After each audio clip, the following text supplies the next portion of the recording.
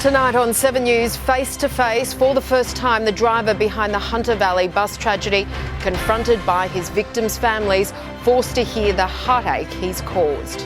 Train network meltdown, cracks in tracks that left passengers stranded for hours, the race to repair it.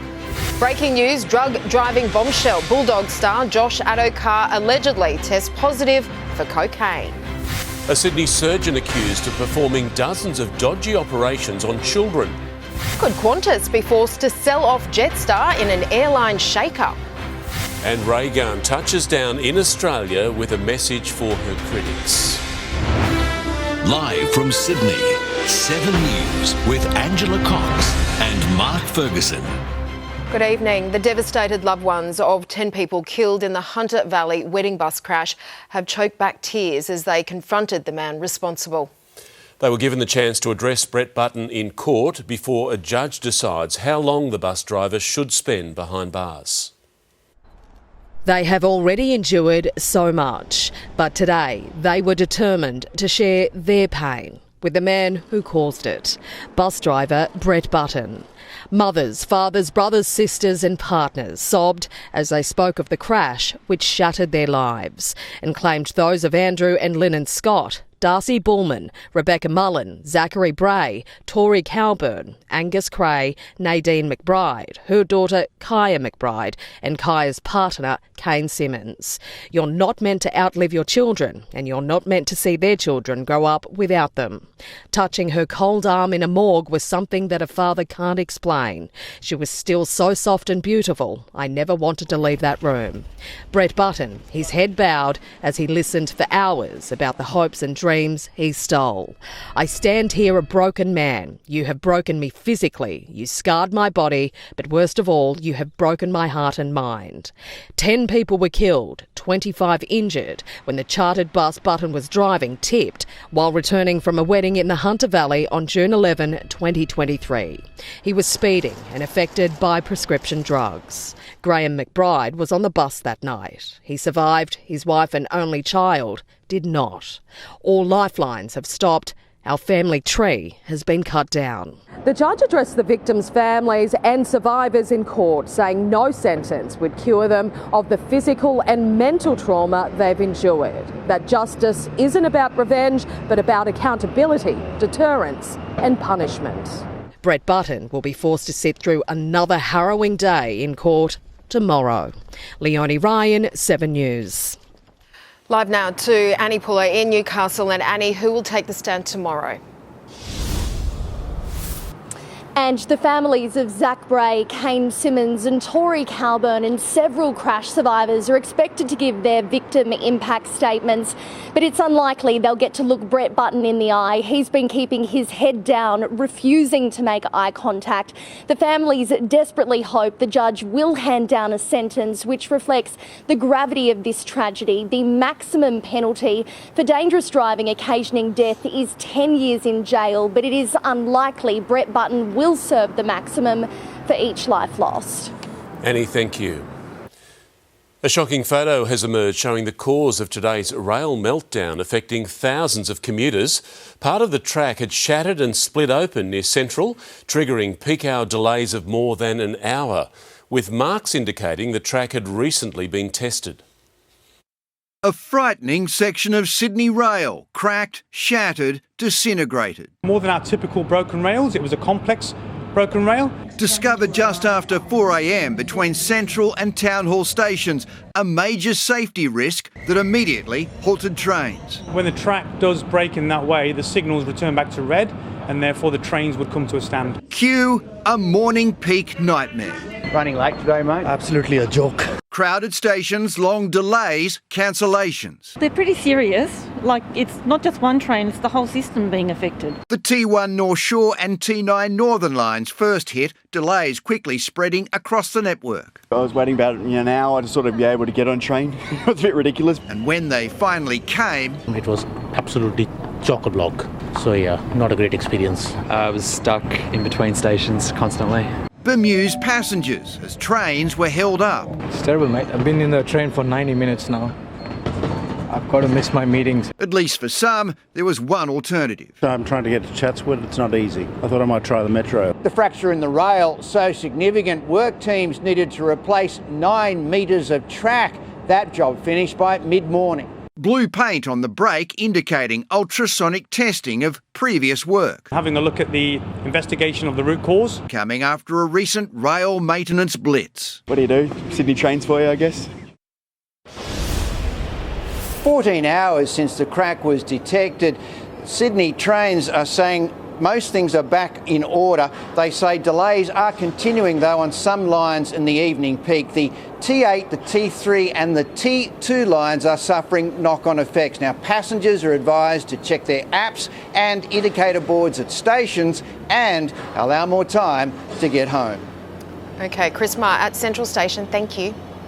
On the eve of their finals return, the Bulldogs have been rocked by a drug-driving bombshell involving one of their biggest stars, Josh Addo-Carr. Live now to Jaleesa Apps at the club's awards night in Lilyfield. Jaleesa, Addo-Carr allegedly tested positive for cocaine in a roadside test.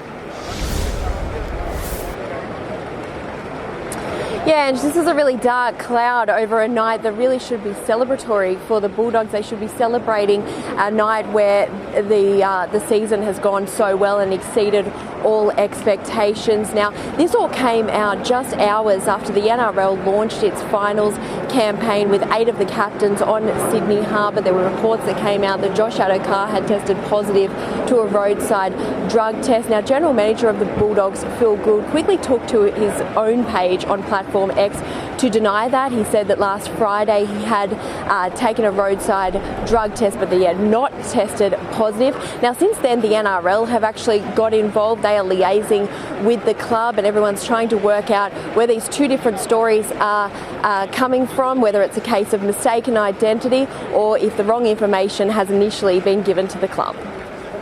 Jaleesa, thank you. The documents say it in black and white, but the Premier denies it's true. As 7 News revealed last night, Cabinet documents show the massive price of delaying Sydney's Western Metro. Tonight, we can tell you the cost of opening up the Metro to other parts of the city. A $364 million hole in the Metro budget unearthed by 7 News in highly confidential documents. The Premier denying it had anything to do with the time it took to conduct a Metro review. Well, that's not the case. But the report says they are delay costs associated with the 6-month shift as the review was underway to enable reprofiling of funding from Metro West towards the Bankstown line. Some money was required for Metro Southwest, which was crucial to get up and off the ground. The opposition says it's the cost of the government changing course. I don't think he's read the report. I mean, I'm happy to give him a copy. I've highlighted it. $364 million is the cost. It's his own report that he's paid for. We were originally told that project would cost $15 billion. The actual cost was $25 billion. The report also analysing the pros and cons of future Metro opportunities. The Premier says since the City Metro opened, he's had several proposals for additional lines. It would cost $9.5 billion to extend Western Sydney Airport Metro through St Mary's and Marsden Park to Schofields, an extension from Bradfield to Campbelltown or Oran Park costing around $5.1 billion, an extension to Zetland between $6.9 and $9.3 billion. Other metros explored include a La Perouse line and Bankstown to Liverpool. We've got to be honest with taxpayers in New South Wales. These aren't cheap. Serena Andaluro joins us now from State Parliament. Serena, nurses are planning to go ahead with a major strike tomorrow. A 12-hour strike putting major strain on hospitals across the state. The government has been fighting the plans in the Industrial Relations Commission this afternoon. The IRC ordering against the strike action, but nurses say they'll be striking anyway. They're still turning up to a rally tomorrow in Cogra. Now, all this could be very awkward for the Health Minister, who's set to front a budget estimates hearing tomorrow. He has been locked in tense negotiations with nurses over pay. OK, Serena Andaluro on Macquarie Street.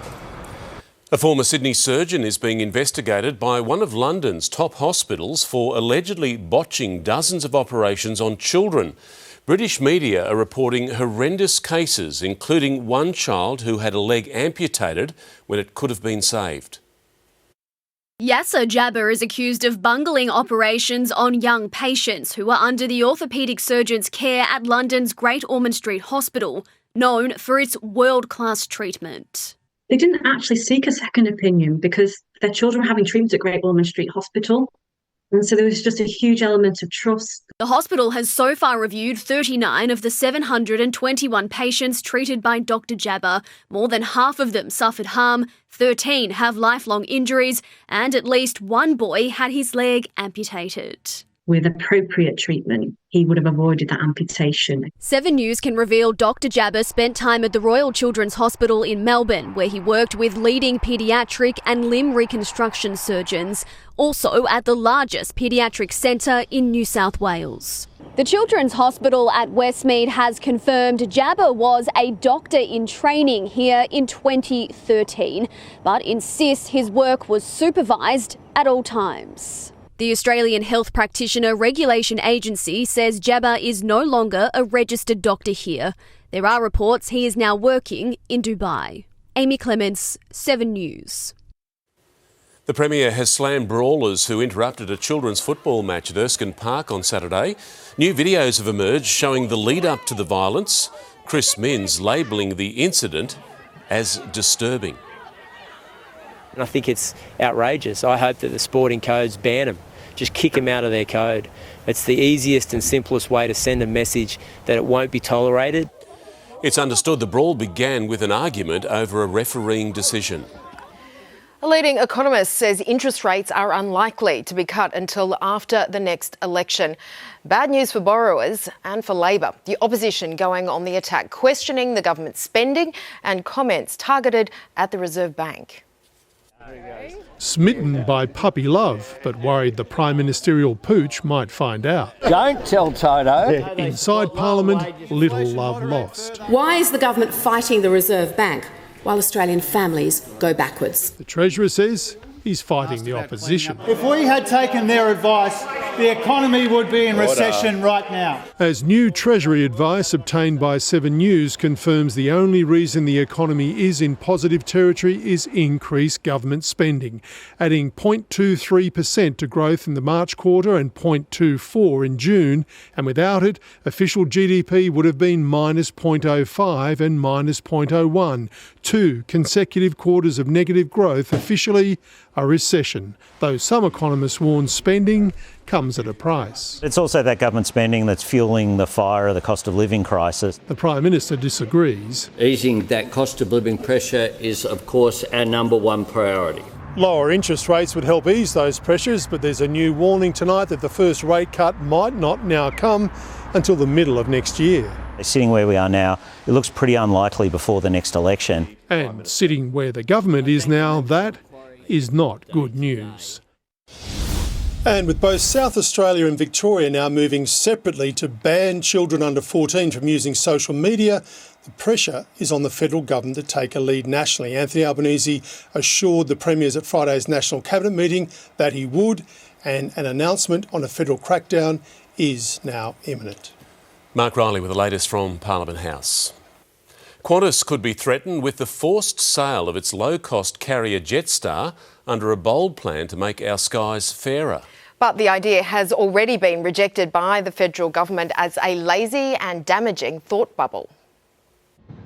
They've been Sky siblings for more than 20 years, but there are now calls for this flying family to break up. We need to get serious about competition. The Shadow Transport Minister calling for the government to be given divestiture powers that could force the Flying Kangaroo to sell its low-cost carrier if it engaged in anti-competitive conduct. When corporates misuse their market power, then it is up to the government to do something. The Qantas Group and Virgin Australia dominate 97% of the domestic market, leaving little room for smaller airlines. Qantas destroyed Bonza and Qantas has destroyed basically Rex. Treasury data shows the entry of an extra carrier on any route leads to airfares falling from 10 to 25%, with passengers saving about $60 for every return trip or about $240 for a family of 4. What I want to see What the Coalition wants to see is lower prices for the Australian travelling public.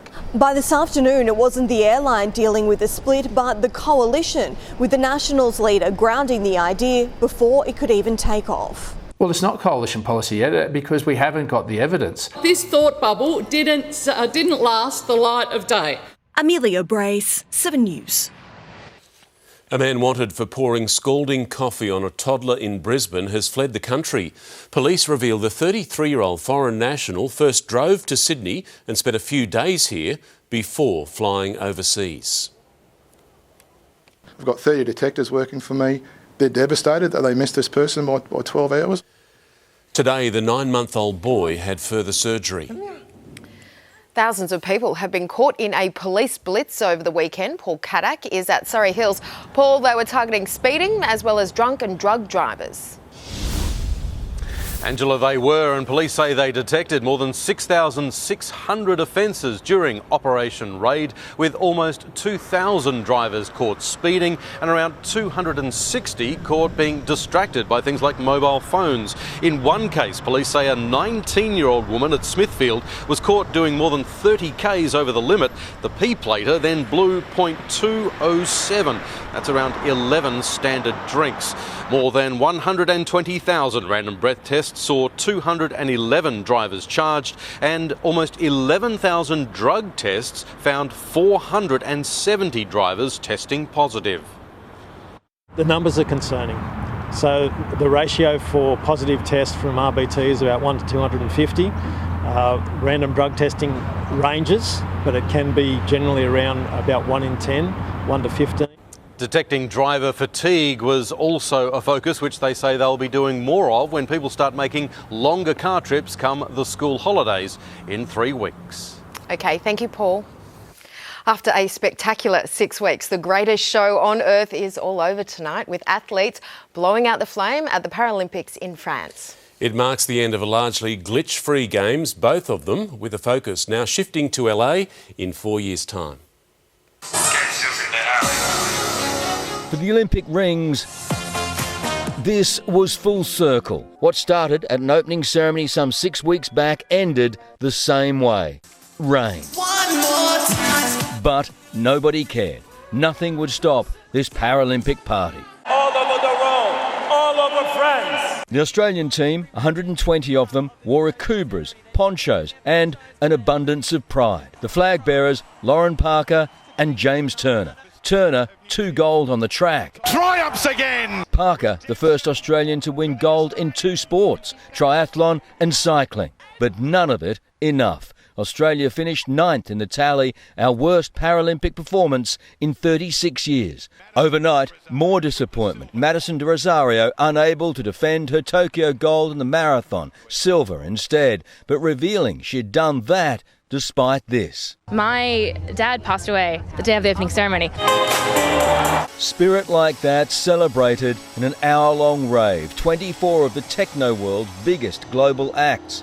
But in the end, it was lights out on the Games, the flame now gone, the Paralympic flag in the hands of LA. And from Paris to the world, one awesome au revoir. Merci beaucoup. Thank you very much. Chris Reason, 7 News. Yeah, I think the world should thank Paris. What a superb host city. Incredible. And I think my favourite, Alexa Leary, that epic run that she had for the relay, and just every time she got in front of a camera, pure joy. She was wonderful.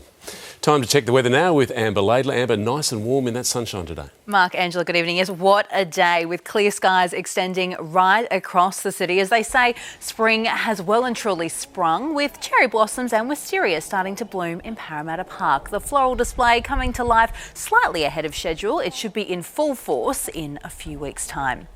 Temperatures across Sydney today were 4 to 6 degrees warmer than the September average, hovering around 24 to 26 degrees in most parts. Remaining dry though, we did see some light showers along parts of the south coast. Heavier isolated falls are impacting the state's far northeast this evening. There's a chance of storms developing, so we're keeping an eye on that.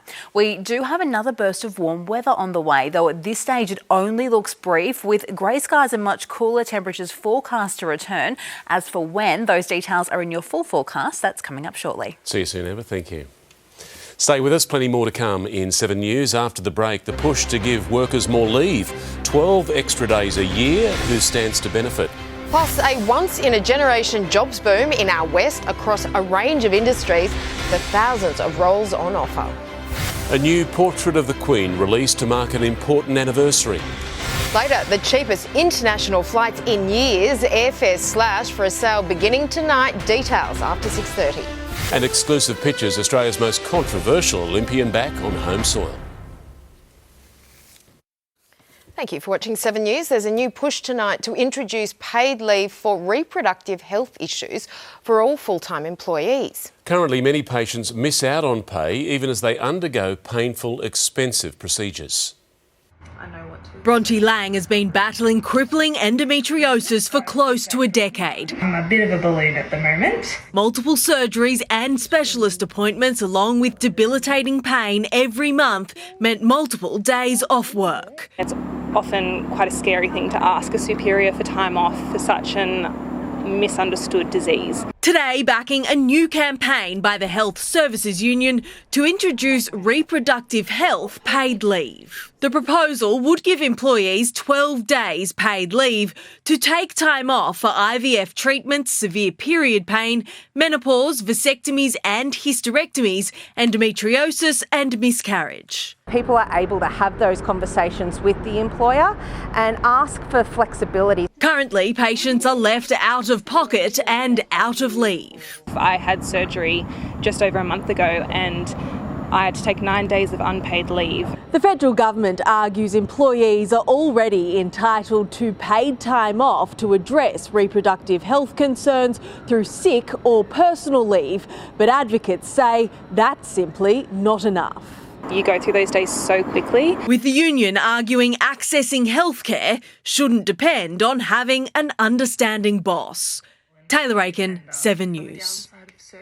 At least 14 people have now been confirmed dead after Typhoon Yagi ripped through northern Vietnam. 4 members of one family perished in a landslide, a hill collapsing onto their house. The system has now been downgraded to a tropical depression, but authorities are warning there's further flooding to come. Just days out from the US presidential debate, former Vice President Dick Cheney and his daughter Liz Cheney, both staunch Republicans, have endorsed Democrat Kamala Harris in the upcoming election. Liz Cheney fell out of favour with her party after publicly criticising Donald Trump over the January 6 riots on the Capitol building. Donald Trump presents a challenge and a threat fundamentally to the Republic. We see it on a daily basis. Somebody who was willing to use violence in order to attempt to seize power. New polling from the New York Times puts Donald Trump just ahead of his rival. From posties to astronauts, there's a job for just about everyone in our West, thanks to the new airport. Coming up, it's all hands on deck as the region rapidly expands, how you can earn top dollar with no training. A scathing report into veteran suicide, the national shame exposed. Taylor Swift and Travis Kelce shake it off at the US Open. And in sport, Willie Mason weighs in on the latest drama at the Bulldogs at the worst possible time.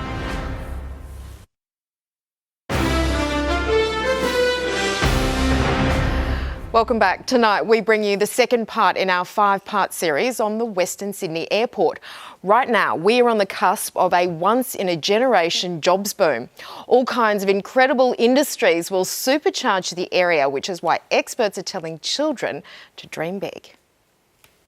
More than a decade ago, this was all farmland, and Justin Dunstan was just a Camden kid with a dream. This project to me is something I've heard about since I was actually in year 3 at primary school, and then to finally see the project going through and being a part of it, that's like a pretty big thing in my life. And it's becoming a pretty big part of Western Sydney's DNA too, especially when it comes to jobs. We've got a lot of work. We'll definitely be busy for a long time here. But the boom really is only in its infancy. There are 6,000 jobs already on Seek. However, by 2031, there'll be almost 28,000 brand new jobs. And that's just the tip of the iceberg. By 2041, it almost doubles to around 50,000. New gigs in aviation, but also retail, manufacturing. Science and tech will offer 6,000 jobs, alongside gigs in transport, postal and warehousing. We're talking to kids at school about, opening their eyes to the opportunities that are here. Perhaps one in the world of tech, as a software engineer earning $120,000, a hotel manager or local postie, or a job literally out of this world, an astronaut from a local space research centre planned for Bradfield. It's an exciting time for the area. It really will be the people and jobs that make the place. And tomorrow night, I'll have the next part in our series. We investigate the property boom, set to see property values soar across the west and southwest Sydney. That's tomorrow night right here on 7 News. After more than 3 years taking evidence, the Royal Commission into Defence and Veteran Suicide has handed down its report. It paints a bleak picture of our military personnel who are more likely to take their own lives than die in battle. For Julianne Finney, these photos are her inspiration. They were the best of our best and they are gone. Veterans who've taken their own lives, including her son, David. He was destroyed, he was discarded. A driving force behind the Royal Commission into Defence and Veteran Suicide, she's hopeful the national tragedy it's exposed will lead to change. This should be a call to action once and for all. The 3-year-long inquiry finding almost 1,700 serving and ex-defence personnel committed suicide between 1997 and 2021. 20 times the number killed in active service. It's not combat related, but it is trauma related. Trauma at the barracks, not the battlefield. ADF members exposed to violence and abuse, including sexual assault, betrayed by a disciplinary system weaponised against those who complain, and a catastrophic failure of leadership. The enemy is often within. The report makes 122 recommendations, including establishing a permanent body to drive reform. Defence has long been accused of overseeing a culture of cover-up. Even the commissioners say they had trouble getting hold of reports and documents, stymieing their search for the truth. But now, a commitment to do better. Just as our veterans and defence personnel step up for our country, we have an obligation to step up for them. Rob Scott, 7 News. And if you or anyone you know needs help, reach out to Lifeline on 131114. The King has attended church near Balmoral Castle on the anniversary of his mother's death. The Queen often worshipped at the Scottish estate, and it was where she passed away 2 years ago. There were no official commemoration events, but the palace has released a previously unseen portrait of the late Queen from 2019. Taylor Swift and her NFL star boyfriend Travis Kelce surprised fans making an appearance at the US Open men's final. They were spotted singing and dancing as they cheered on American Taylor Fritz. Other famous faces in the crowd, John Bon Jovi, Dustin Hoffman and Matthew McConaughey. Home buyers biting off more than they can chew. Still to come, new data shows we owe more money to banks than ever before. Australian Olympian Ray Gunn is back in the country, her defiant message to the haters. A Western Sydney war veteran celebrates a special milestone. And soon in sport, our 7 News captains poll who they think will be raising the trophy next month. High interest rates haven't stopped home buyers taking out huge loans, with new data out tonight showing record rates of borrowing across the country. Business editor Amelia Brace has details. The size of Australian home loans, or the money we owe to banks, has now surpassed all records, with the average value of loans on owner-occupied homes reaching a new high of $641,000, up 8% from a year earlier. The amount being borrowed is up across the country. Western Australia is seeing the biggest increase, almost 17%. In Queensland, total debts are up 15% on average, while South Australians owe more than 12% more. In our most populous states, the increase is much more modest. Victoria is the lowest, but New South Wales residents now owe on average more than $750,000 each. Overall, there's been a 3% increase in loan approvals for owner-occupiers despite high interest rates. Taking a look at finance now, the ASX 200 has closed down just 25 points. Premier Investments fell after its retailer Smiggle fired its managing director, citing serious misconduct. One Australian dollar is buying 66.65 US cents. Australia's most controversial Olympian ray gun is back on home soil. Rachel Gunn touched down at Sydney Airport today with her Olympic bag in tow, sending a clear message to her haters after that performance that made her an internet sensation. The breakdancer was back in the headlines on the weekend, busting a move with billionaire Richard Branson on one of his cruises. 7 News has had the privilege of sitting down with one of Western Sydney's oldest residents, David Trist. At 99, he's watched St Mary's transform, and he's still an avid campaigner for community issues.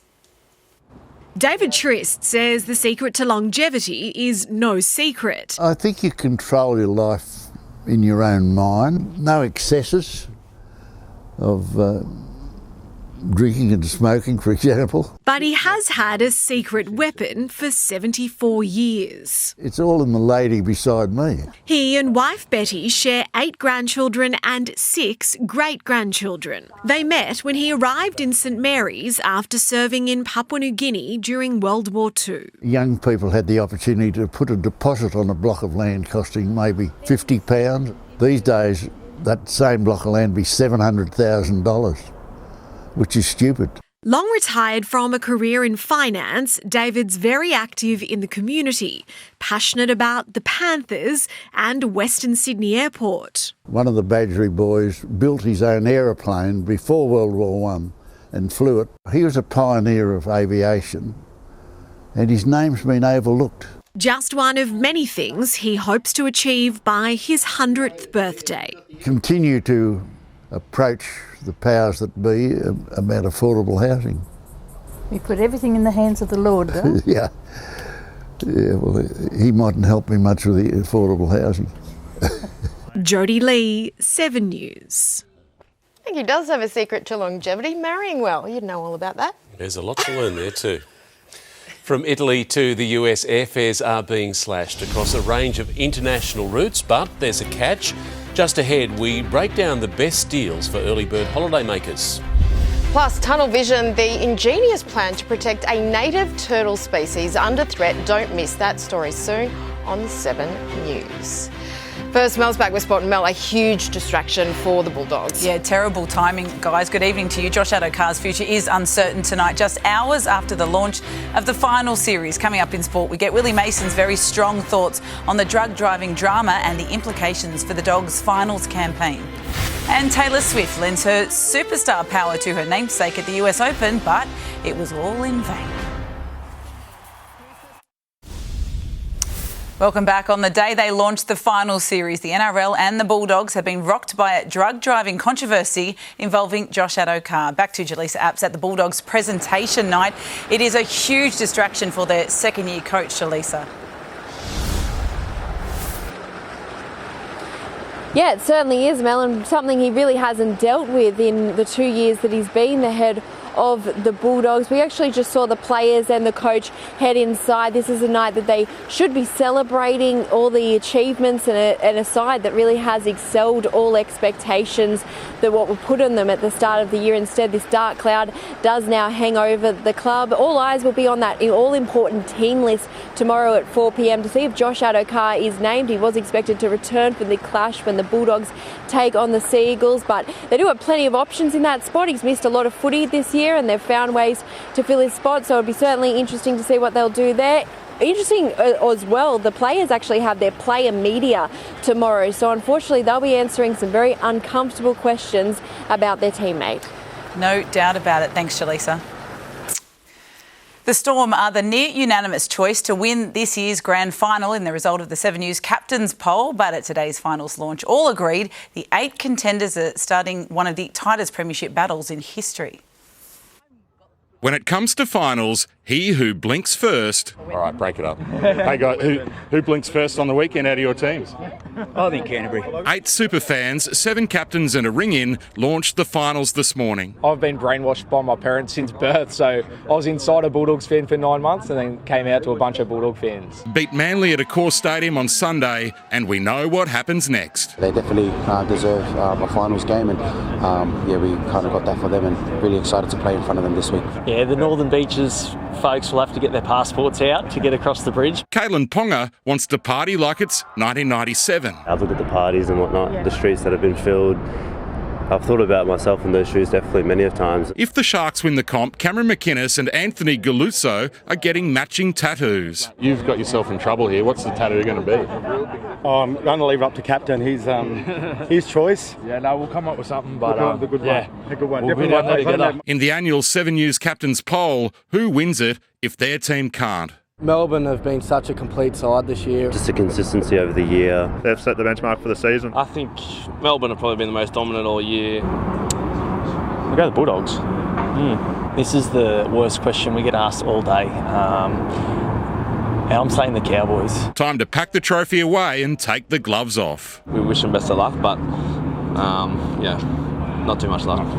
Matt Carmichael, 7 News. Delighted, as always, to be joined by Willie Mason on a Monday. Willie, great to see you. Good to see you. We, of course, I know why you're a bit grumpy. We wanted to be talking about all things on the field, but unfortunately that's not how we start. Josh Addo-Carr, it is, whichever way you look at this drama from the Bulldogs, it's terrible timing and not what the team or the game needs right now. It's not ideal for the Bulldogs and for the game. I was supposed to go to Yumcha today at about 1 p.m. with two of the greats, and I had to brush that because they go, breaking news, and I didn't really believe it because I just think someone wouldn't be that silly.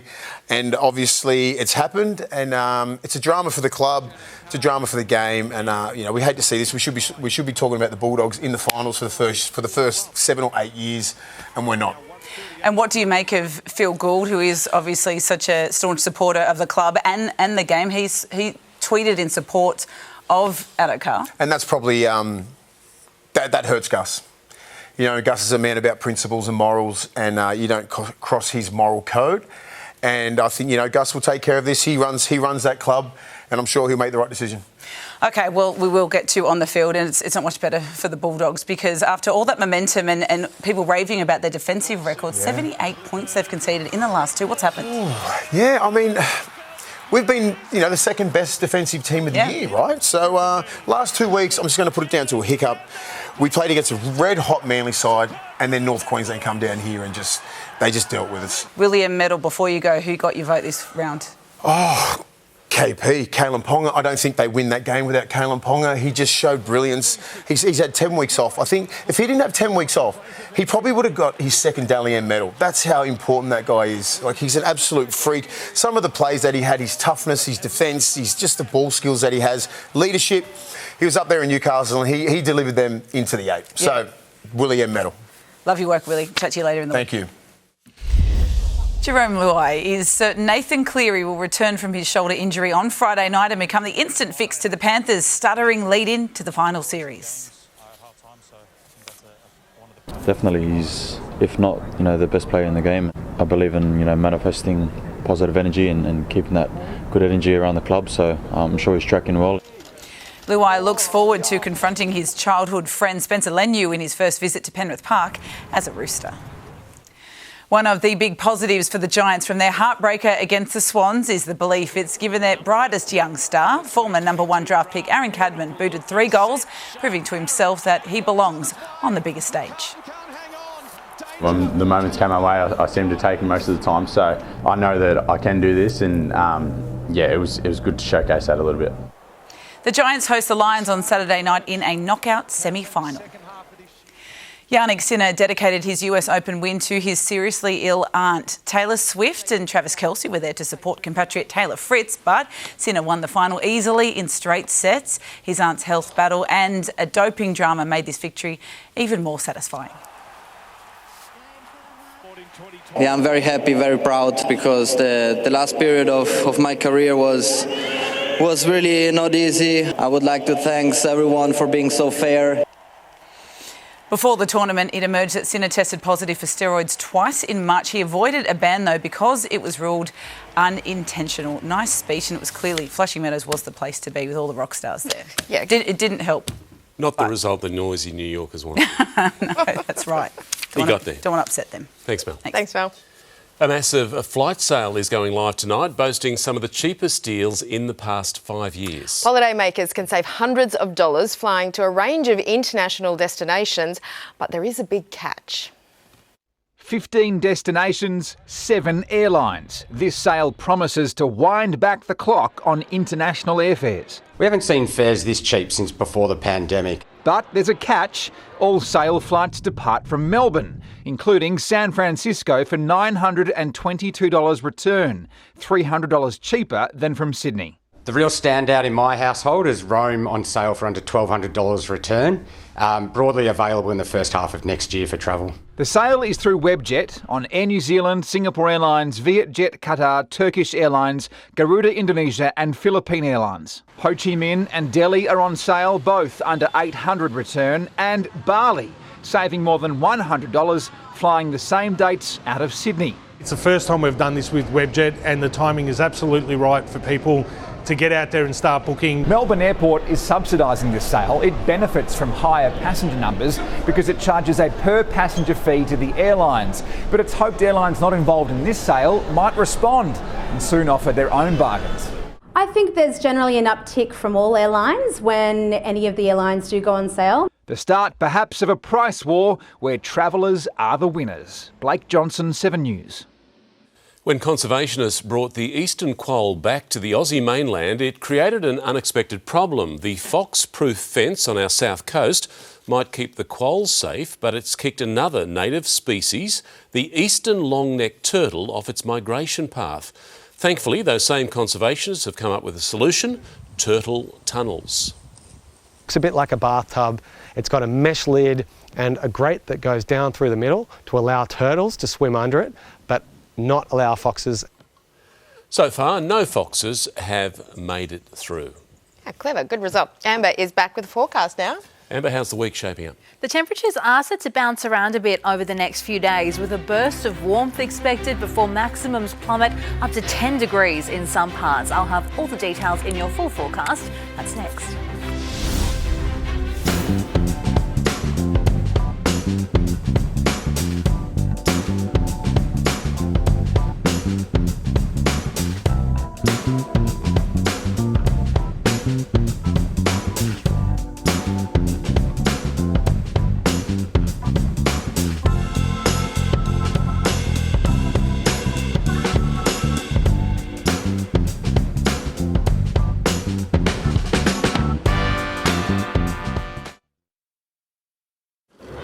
Tonight's 7 News headlines: the driver behind the Hunter Valley bus tragedy has come face to face with his victims' families as he awaits sentencing. A shattered track has caused chaos on our rail network, leaving passengers in the lurch. And Bulldog star Josh Addo-Carr has been accused of drug driving, allegedly testing positive for cocaine. Now, here's Amber with Sydney's weather. Amber. Thank you, Angela. We do have partly cloudy skies on the way for Sydney tomorrow. There is a brief burst of heat due, though, before a cool change arrives. It reached 26 degrees in the city this afternoon. Right now, it's 21, though in a breeze, it does feel closer to 16.